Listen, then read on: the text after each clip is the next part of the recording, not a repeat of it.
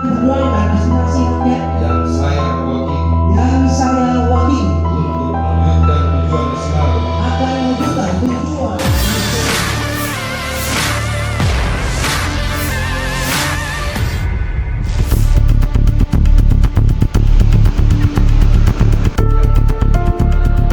Profesor Apiatika Amin Syam kembali ke kantor Wakil Rakyat DPRD Kota Makassar, Jalan AP Petarani, Makassar.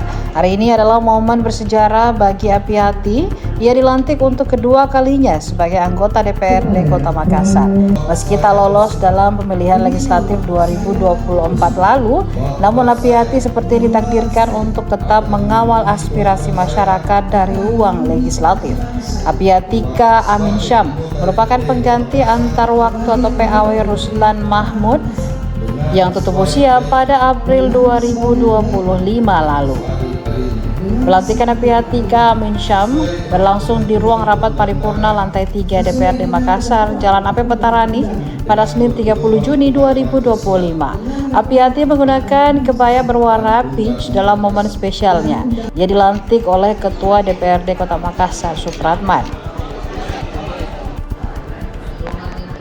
Download Tribun X sekarang, menghadirkan lokal menjadi Indonesia.